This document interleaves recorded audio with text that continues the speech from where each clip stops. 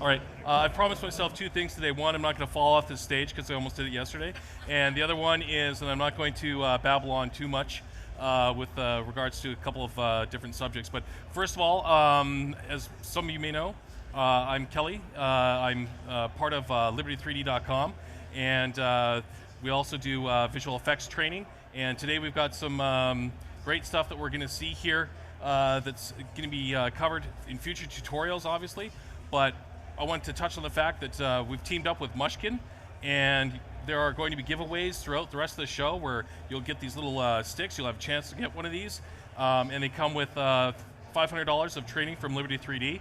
And you also have a 30% off sale right now at liberty3d.com for all of our training and our in-house products. So that includes AE Link, that includes UberCam, quad panels, plus all of our training. So you can get a hold of that right now. If you're at home and you're looking to do something with Lightwave right at the moment, go and grab some training at a great discount and check it out. So a couple of years ago, I had an opportunity to work on a crazy show called Iron Sky. Now, we've all seen basically the trailers. We're going to do a little bit of a recap here, and I'm going to talk a little bit about how access to Lightwave, these great features and tools that you see come out every year at SIGGRAPH, creep into productions. Today what we're going to do is we're going to talk a little bit about how we create some of those shots, how we did them originally before Lightwave 11 came into place, and how Lightwave 11 allowed us to go back and redo shots even better. So we're going to be dealing with something that's very similar to what we saw there in that clip, and that is creating some of these armada shots where you've got lots of Nazi UFOs, you've got these big dirigibles or these Zeppelins in a shot, and how we did it before is we used to have to jam real geometry into a scene, try to get it all laid out, and then if we ran into a RAM limitation with the machines because we couldn't fit it that much geometry into them, we'd have to break the scenes out and then render individual scenes and then build those scenes up in compositing. Today, though, of course, we've got the ability to take advantage of Lightwave's instancing. I know we've talked about this before in other demonstrations and other shows, but this is how production environments take advantage of these tools. So there's a little bit of a delay because the film only came out last year, but we were working with this before Lightwave 11 was really, out to the public and being able to be taken advantage of in productions. Thankfully, we got access to some of these tools early. So what we're going to do is we're going to just go and set our content directory really quickly to my world over here. And we're going to load up an assembly file. An assembly file is basically a scene file that pulls all the objects that I need in, any of the setups for the lighting, interactive lighting, engines, whatever it might be. So we're going to work with Valkyrie here just off the bat. And this is going to be the superhero loader Valkyrie. When we build these shots out on these shows, we build hero assemblies, hero models. They're everything that we're going to throw into it. And then if we needed to, we could make proxy versions or low-res versions for use in shots, such as those Armada shots. When we originally built them up, we didn't have the instancing technology, but now we do. But before we had the instancing technology, we'd have to create those proxy objects, low-res versions that we'd place in the background, and then hopefully our director wouldn't change where the camera was going to be so that we wouldn't see those low poly versions, and we'd be able to get away with them being low poly, lower texture map resolutions. Now, a little bit about this ship. It's going to give me some errors here just on load because I don't have my own personal install of Lightwave, which comes with some extra tools. But guess what? They're all free, and they're available right now. One of the greatest features in Lightwave 11.6 isn't actually in the package. It's available online at lightwave3d.com. Go there right now, and you now have access to the Lightwave plugin database right there in front of you. And you can search for any of the tools that I've been working with today. We're also going to be featuring a small little tool that we had made for us in production, and it's going to give you some added functionality.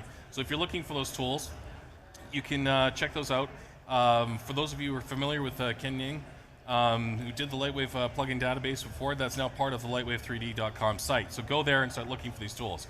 Okay, so when I load this Valkyrie up, we're loading 10K resolution textures, multiple 10K resolution textures, and a whole schwack of geometry. This ship was kind of overkill, to say the least. But once it comes in, it's going to come in. I've had this set up as a bounding box scene. The reason for this is I don't really want to use this single setup to build out my scene. I want to use instances of this object. So I have it completely set up, it's ready to go, it has everything on it that I need, and I want to just basically make an armada out of this single ship. So the quickest and easiest way to do that is we're going to go and create a new null, which is Control-N on the keyboard, and we're going to call this a Valk instance, because we're just going to keep our name short, and that's going to make our life simpler.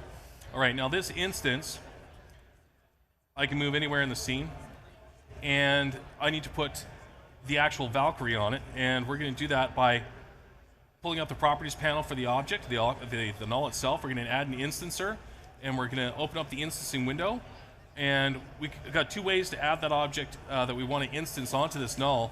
We can go into the selection set for the drop-down selector here in the layout side of the GUI, or we can use the instance generator window itself and go and add object. I want the root null of this object so that we can clone everything from the hierarchy down, or we can go and add from selected. So we can add from selected from layout, and that's going to add that Valkyrie superhero null, which has everything attached to it that I need to clone. Okay, so what we're going to do is we're going to work with the hierarchy. We're going to leave it to world coordinates, and we're going to set this to front face wireframe. And now you see I've got myself a wonderful Valkyrie over here that's completely virtual in terms of how it works inside of the computer, but for us, for all intents and purposes, it will render exactly as the original. We can manipulate it the exact same way. It's not going to be any kind of issue for us. So now we've got the wonderful task of building out this armada, and I could do a clone of this object if I want, and do it this way, and reposition each one of these. Oops. Let's actually get rid of that and clone the right object because I didn't have the right one selected.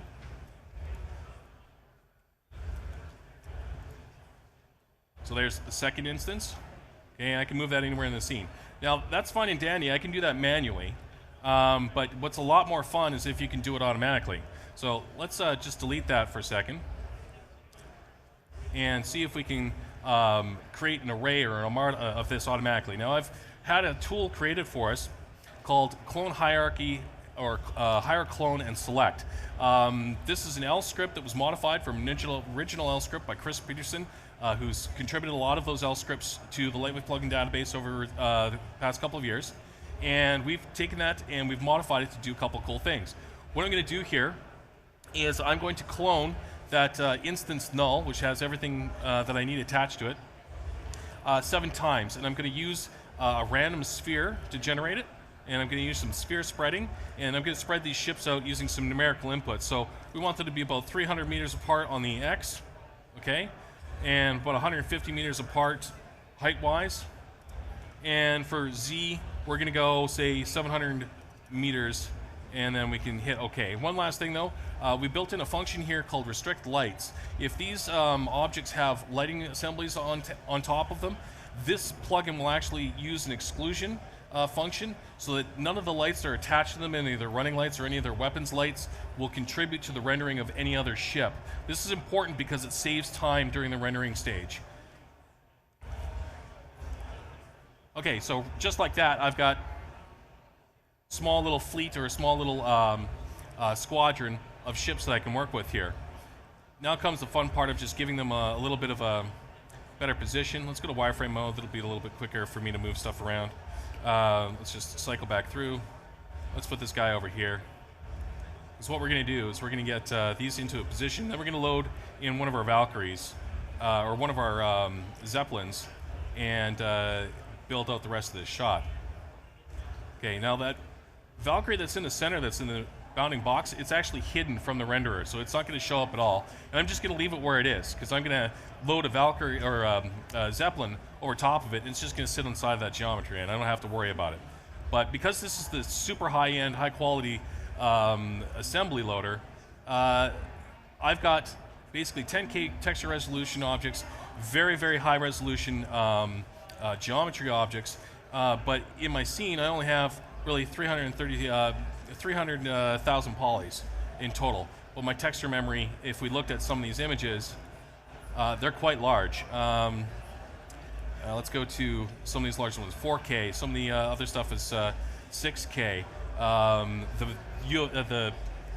The Zeppelins themselves are 10K textures in multiple places. So this one's a little bit downscale, but we're still working with 6K, 2K, 4K objects, or 4K images, plus the geometry mesh.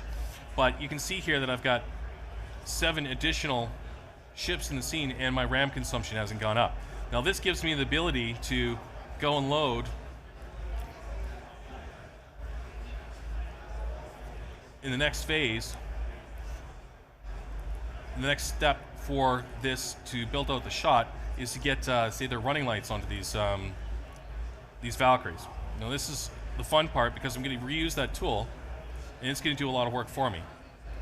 Okay, so in the scene editor here, we've got a lighting null, and this is a null that has all of my lights attached to it, and I can move it around and reparent it to different objects.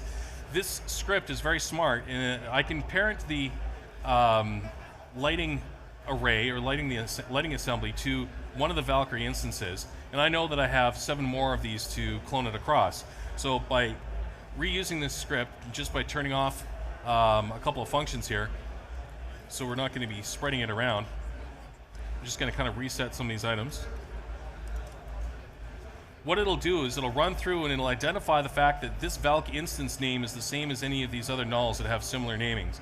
So when I run this script, it's going to go through and take that lighting assembly and attach it to all similar named objects.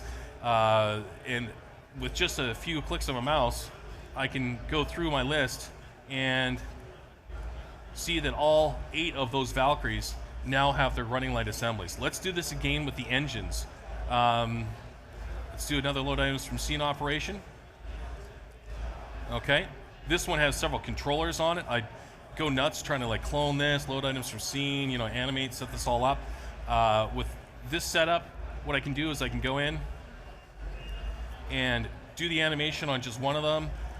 They're all made so that there's flicker on all the engines. If I want to go in and individually control certain ships, engines turning on or off or whatever it might be, I have the option to do that. But for right now, I just want to set this scene up and set it up as quickly as I can. So I'm just going to again drag it and drop this first engine loader under the first Valkyrie. You'll notice it'll snap automatically. And we're going to run that script again. Oh, we don't want to run it on the lights. We've got the running lights. We want to run it on the nuke engine parent. We're going to clone it 7 times. And it's going to go through. It's going to clone the controls. It's going to clone all the motion modifiers. And it's going to drop each one of those engine assemblies on every single one of these instances. So now I've done probably a day's worth of work in just 5-10 minutes sitting here. Next challenge. I think we can jam a Zeppelin in here without too much worry. So let's go and load items from scene again, and we're going to move over to the Zeppelin. So back to Nazi Assembly, Zeppelin Masters. We're going to load the big Doomsday one. This one is 10K textures in multiple places. A lot of really heavy geometry. A lot of texture image resolution being consumed for normal maps, specularity maps, diffuse maps. Just to touch on something, some of those shots that you saw in Iron Sky, had we had Chronosculpt, the product that was just debuted here earlier this morning, we would have been able to take some of those explosion sequences where we're blowing up those Zeppelins, because that was originally done in Maya's Encloth.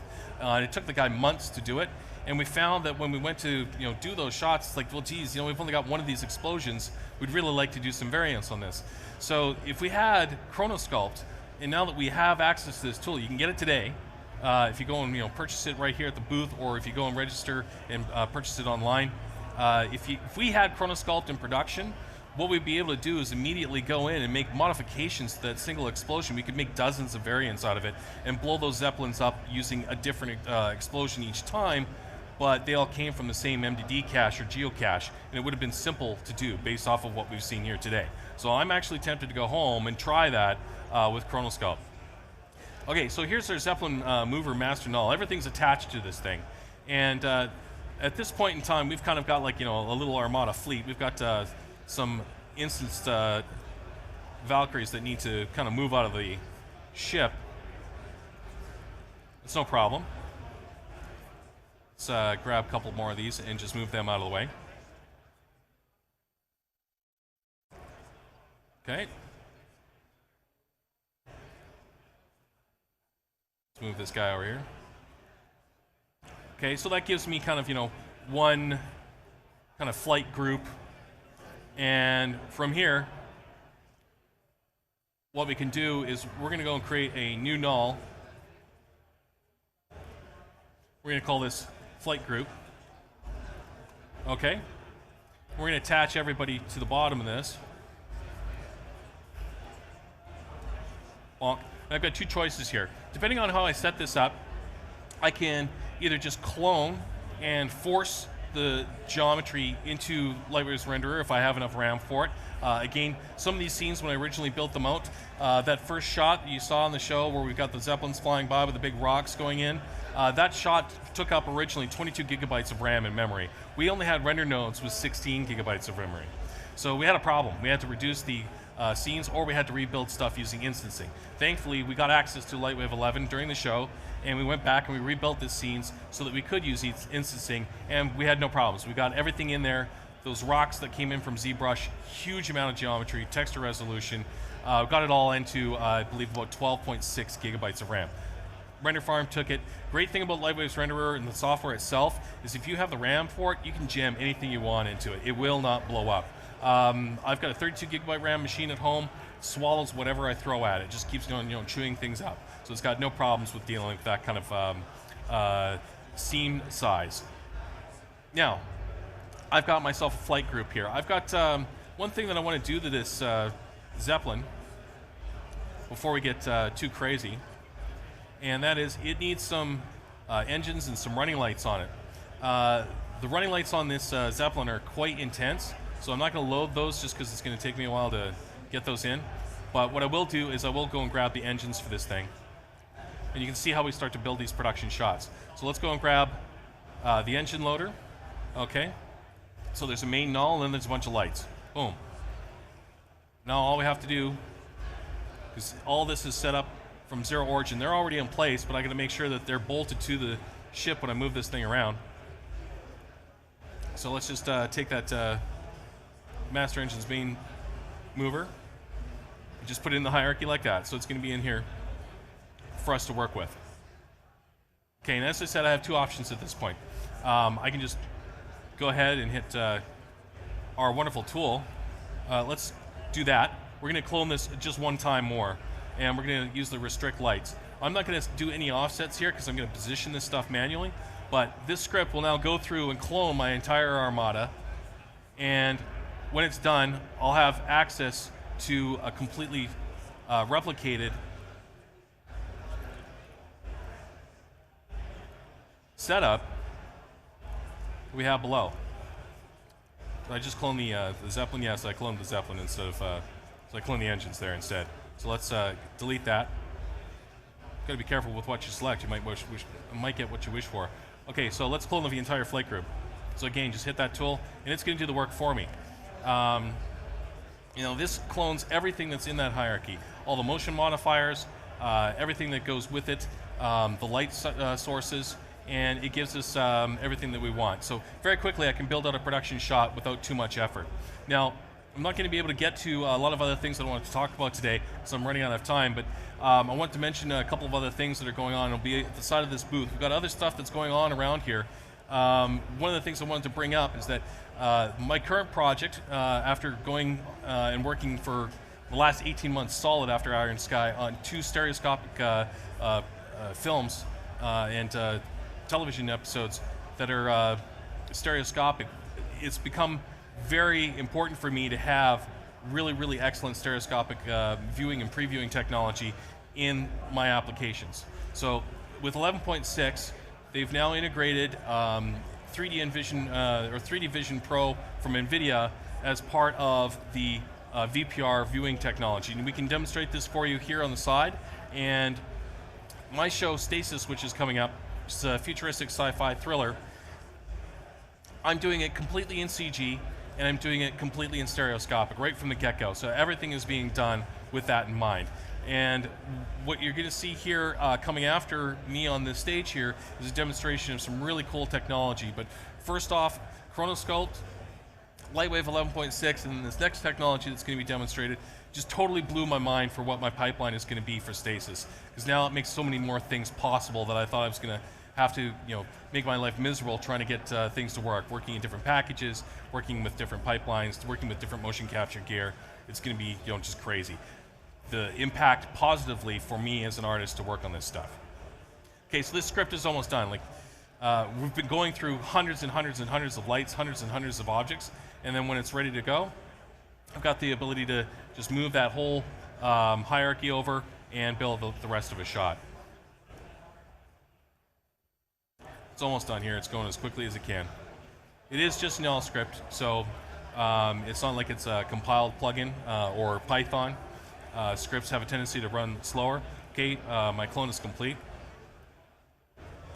Okay, so now I've got flight group 1 and flight group 2, so I can just simply take flight group 1 or flight group 2 and drag it off to the side. So it's cloned everything that I want, and I've efficiently used instances where I need them. And the reason why I'm going to work with geometry for these different Zeppelins is because each one of them had a different nameplate. We actually saw the names in the show. We had the Tannhauser, the Henrik, a couple of different names that were in there. We spent a lot of time on that, and it was just on the screen for like 2 seconds.